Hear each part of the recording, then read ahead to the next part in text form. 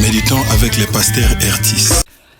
Méditons avec le pasteur Ertis. Mardi 28 avril, le lecteur de la Bible 2020 a prévu Jérémie 38, 1 à 13. Et pour aller un peu plus loin dans cette méditation, il a été prévu quelques questions, dont la première est: y a-t-il un exemple à suivre ou à ne pas suivre? La seconde, quel verset m'interpelle le plus? La troisième et la dernière: pour ma prière, y a-t-il quelque chose que Dieu me montre, dont j'ai à me repentir, auquel croire et obéir, pour lequel le remercier et le louer, pour lequel lui formuler ma demande? Verset de la semaine: revenez chacun de votre mauvaise voie, amendez vos actions, n'allez pas après d'autres dieux pour les servir, et vous resterez dans le pays que j'ai donné à vous et à vos pères. Mais vous n'avez pas prêté l'oreille, vous ne m'avez pas écouté. Jérémie 35, 15b. Dans ce texte, il est question du prophète Jérémie qui a été jeté dans une citerne vide comme prison. Prions. Seigneur, merci pour ta parole. Nous voulons que cette parole puisse aider quelqu'un qui est oublié, quelqu'un qui est négligé, quelqu'un qui passe par des souffrances. Laisse que cette parole soit un baume à son cœur et laisse que cette parole suscite en lui l'espoir pour ta seule gloire. Nous avons besoin du Saint-Esprit pour nous conduire en ce moment. Par Jésus, notre Seigneur et Sauveur, nous avons prié. Amen.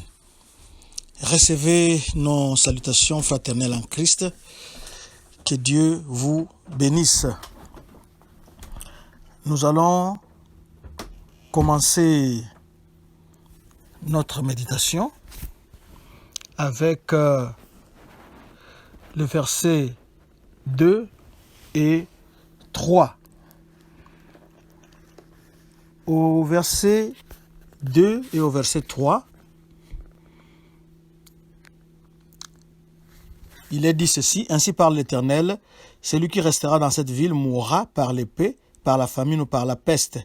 Mais celui qui sortira pour se rendre aux Chaldéens aura la vie sauve, sa vie sera son butin et il vivra. Ce verset est le verset 2 que nous venons de lire est l'exacte réplique des paroles déjà entendues, des paroles que nous avions lues au chapitre 21, verset 9. Jérémie avait mis devant le peuple un choix. Si le peuple voulait rester en vie, alors il devait se rendre aux Babyloniens. Mais si le peuple chercherait à résister, alors il mourra dans les ruines de Jérusalem. C'était une déclaration qui était très difficile à avaler. C'est ce qui a fait penser aux officiers du roi que Jérémie était un traître. Et ce que nous devons retenir ici dans cette déclaration du prophète Jérémie, c'est le fait que la ville de Jérusalem devait tomber entre les mains de l'armée des Babyloniens, l'armée qui était en train de l'assiéger. Au verset 6, alors ils prirent Jérémie et le jetèrent dans la citerne de Malkija, fils du roi, laquelle se trouvait dans la cour de la prison. Ils descendirent Jérémie avec des cordes. Il n'y avait point d'eau dans la citerne, mais il y avait de la boue et Jérémie enfonça dans la boue. Jérémie se retrouve dans une citerne. Ce sont les officiers qui ont transféré Jérémie dans cette citerne. Et la citerne, c'était très souvent un large trou dans les sols et il servait surtout à récolter l'eau des pluies. C'est comme ça qu'on nous a dit ici que le fond de cette citerne-là était boueux. Et comme c'était le fond d'un puits, d'un trou, il était sombre. Jérémie, dans cette nouvelle prison, pouvait mourir parce que c'était pas un bel endroit où garder un prisonnier. Il était livré à lui-même et s'attendait peut-être certainement à mourir. Très souvent dans la vie, nous devons chercher à trouver des réponses envers ceux qui suivent le vrai Dieu, ceux qui sont des vrais chrétiens. Et ceux qui servent le Seigneur, ceux qui sont fidèles au Seigneur, il y a très souvent, ils récoltent un certain rejet, une certaine hostilité, comme nous l'avons vu ici avec Jérémie. Jérémie leur a dit clairement, celui qui veut rester en vie, se livre aux Chaldéens, il sera prisonnier. Celui qui veut résister, alors il mourra dans les murs, dans l'enceinte de Jérusalem, mais c'était une vérité qui ne pouvait pas passer. Et les leaders de Jérémie avaient constamment persécuté Jérémie à cause de la fidélité à son message. Il n'a pas changé de message, il a continué à avertir le peuple, à revenir à Dieu, à s'appuyer sur Dieu, à se repentir, mais c'était un message qui ne passait pas. Et pendant 40 ans, il a connu ou il a exercé un ministère très très très fidèle. Et malgré qu'il a été fidèle à Dieu, il a apporté le message de Dieu, il n'a pas reçu d'acclamation venant du peuple, il n'a pas reçu d'amour et les gens n'ont pas adhéré à son message. Au contraire, il a été frappé, il a été jeté en prison, il a été ridiculisé, il a été maltraité et on l'avait même forcé à quitter sa terre natale. Il n'y a que les Babyloniens qui ont montré un peu de respect à Jérémie. C'est ce qu'on pourra lire dans Jérémie 39, 11 et 12. Dieu n'a pas garanti à ses serviteurs qu'ils vont échapper à la persécution, même s'ils sont très très très fidèles. Mais Dieu avait promis qu'il sera avec eux et qu'il leur donnera la force d'endurer. On peut lire 2 Corinthiens 1, 3 à 7. Quand vous êtes en train de servir les autres selon un appel de Dieu, vous devez reconnaître que votre service est pour Dieu et n'a pas besoin que les gens vous approuvent, que les gens vous applaudissent. Mais sachez simplement que Dieu va récompenser votre fidélité. Même si vous n'avez pas vu ça ici sur terre des hommes, sur la terre des hommes, mais le Dieu là que vous avez servi fidèlement ne manquera pas de vous récompenser. Au verset 7 et 8, là-bas nous retrouvons, il y a quelqu'un qui vient intervenir en faveur de Jérémie. C'est un eunuque éthiopien, Ebed Melech. Quand il a appris que Jérémie avait été jeté dans la citerne, il était parti trouver le roi. Et le roi se trouvait à la porte de Benjamin. La porte de Benjamin servait aussi comme lieu de tribunal. Et pour pouvoir accéder au roi, ce n'était pas donné à n'importe qui. Vous savez, les autorités, pour accéder en leur présence, c'était pas très facile. Il y a les officiers, il y a les gardes du corps, il y a les soldats, les services secrets qui pourront certainement vous en empêcher. Mais Ebed-Melech, lui, il était officier, il était au service du roi, donc il pouvait l'approcher et il a approché le roi pour plaider en faveur du relâchement de Jérémie, du prophète Jérémie.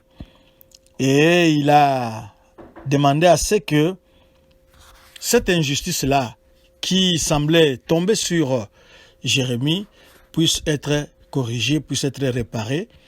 Et il obtiendra gain de cause. Le roi fera sortir Jérémie de la citerne boueuse où il avait été jeté et il pourra rester dans la cour de la prison, là où il était. Du verset 9 jusqu'au verset 13, prenons d'abord le verset 10. Au verset 10, le roi donna cet ordre à Ebed-Melech l'Éthiopien. Prends ici 30 hommes avec toi et tu retireras de la citerne Jérémie, le prophète, avant qu'il ne meure. Ici, nous voyons le roi Sédéchias fait tout pour adoucir l'incarcération de Jérémie. Il semble sincèrement désirer d'aider le prophète et de suivre les exhortations que ce serviteur de Dieu recevait de l'Éternel. Néanmoins, Sédéchias craint les grands, porté au pouvoir par son frère, l'inique Joachim. Quoiqu'il désire se comporter en roi juste et sincère, sa faiblesse et ses craintes neutralisent et compromettent son influence et son autorité royale. Les chefs fidèles mis en place par Josias, on peut lire à cet effet le chapitre 26, ont empêché Joachim, l'un des prédécesseurs de Sédéchias, de réussir dans certaines de ses mauvaises voies. Mais, vers la fin de son règne, Joachim les avait remplacés, pour la plupart, par des hommes impies, qui, par la suite, dominèrent aussi Sédéchias. Comme on peut le constater ici au verset 10, les rois semblaient manquer d'autorité. Les rois étaient prisonniers d'un système. C'est lui qui était roi, c'est lui qui devait faire la loi dans ces royaumes-là. Mais il y avait des grands qu'il a trouvés, des hommes importants, des hommes influents qui avaient constitué un système de telle sorte que même si les rois avaient été favorables à Jérémie, sachant que c'était le prophète de Dieu, mais il ne pouvait pas manifester son autorité parce qu'il craignait ces gens-là. Ce sont de pareils faits ou de pareilles situations, des systèmes qui handicapent la politique dans certaines sociétés, la politique dans certains pays. Il y a les bonzes du système qui sont là, qui sont inamovibles, qu'on ne peut pas bouger, qu'on ne peut pas enlever. Et ce sont eux qui font plutôt la loi et non les chefs apparents qui à la tête du groupe, qui à la tête du pays, qui à la tête de la société. C'est une situation très difficile que nous avons vue ici. Et même avec Pilate, avec Jésus, c'était presque la même chose. Les rois ou les gouverneurs avaient l'autorité, mais qu'ils ne pouvaient pas exercer parce qu'il avait peur du Sanhédrin des Juifs qui pouvaient l'éjecter à tout moment. Ebed-Melech, ça c'est, nous sommes du verset 9 au verset 13, lui, il avait la crainte de Dieu que le peuple. Le peuple, lui, ne craignait pas Dieu, mais lui, un étranger, avait plutôt la crainte de Dieu. Il est le seul dans la cour du roi qui s'était opposé au complot de meurtre à l'endroit du prophète Jérémie. Son obéissance pouvait lui coûter la vie. Parce que quand vous vous opposez dans un pareil système, très souvent, c'est mal vu. Vous piétinez les intérêts, vous bloquez les intérêts, vous gênez les intérêts de certains dans le système et cela peut vous coûter la vie. Parce que Obed avait obéi à Dieu,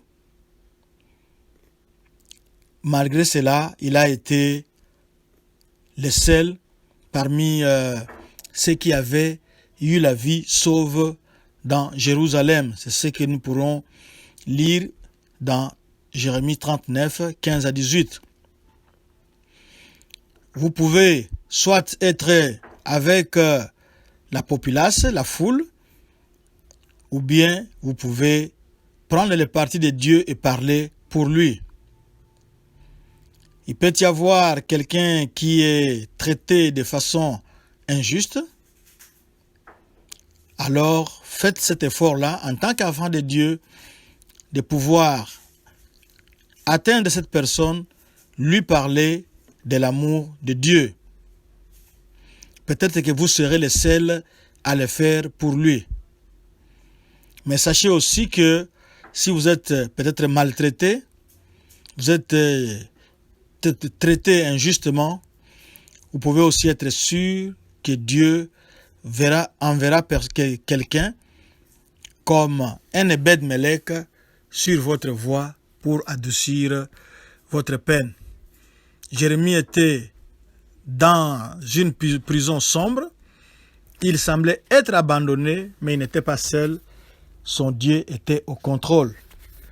Nous disons à quelqu'un aujourd'hui que malgré votre situation déplorable, Dieu n'est pas loin de vous. Dieu est au contrôle. C'est lui qui contrôle toute la situation. Il maîtrise tous les paramètres. Et nous voyons ici comment Ebed-Melech va prendre les 30 personnes que le roi va mettre à sa disposition, prendre des habits usés, jeter à Jérémie pour qu'il mette sous les aisselles pour qu'on puisse les remonter. Parce que sans ces habits usés, il pouvait se blesser. Vous voyez, le puits est sombre, le puits est profond. Le temps de les remonter, les cordes peuvent blesser sa peau. C'est comme ça qu'on lui a jeté des habits usés. Dieu n'a pas abandonné son serviteur. Dieu ne vous abandonne pas. Malgré que vous êtes dans un trou, sachez que ce Dieu-là, il est avec vous. Il est à vos côtés et c'est lui qui contrôle toute la situation. Il ne vous a pas rejeté.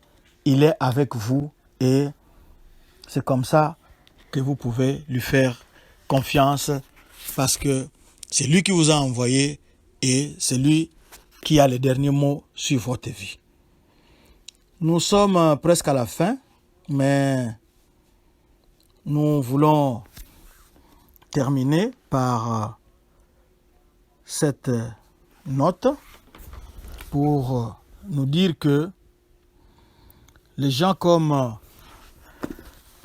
les Ebed-Melech, Dieu peut utiliser n'importe qui.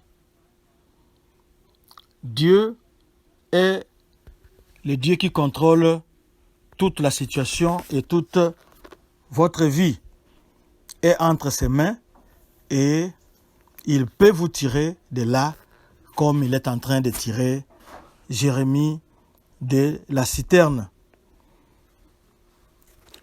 Il a intervenu ironiquement, lui qui n'était pas juif, mais c'est lui que Dieu va utiliser pour intervenir en faveur de Jérémie pour que les rois puissent le relâcher. Et ce qu'il a fait n'est pas passé inaperçu devant Dieu. Il va préserver sa vie quand la ville de Jérusalem va tomber. Nous allons prier. Seigneur, merci parce que c'est toi qui contrôles la situation de la vie de tes enfants. Nous prions pour celui qui est dans un trou. qu'il rencontre son Ebed-Melech aujourd'hui, qui va l'en tirer de là, au nom de Jésus-Christ de Nazareth. Merci de préserver la vie de tes serviteurs et merci surtout parce que tu es un Dieu bon, tu es le Dieu incomparable. Sois béni au nom de Jésus-Christ. Amen. Nous devons faire attention à des rois comme le roi Sédéchias. Il ne sait pas de quel côté se tourner. Il est d'accord avec ce que Jérémie dit. Il vient intervenir en faveur de Jérémie. Et quand son opinion publique est contre lui, il est en train de se balancer à gauche, à droite. La Bible dit que si vous êtes tiède, Dieu vous vomira. Alors choisissez un camp et restez-y. Mais nous vous conseillons le camp de Dieu. Shalom, shalom. Notre adresse www.églisedoxadeo.com. Sur Twitter et YouTube, Doxadeo Lubumbashi. Sur Facebook, Doxadeo Lushi. Shalom.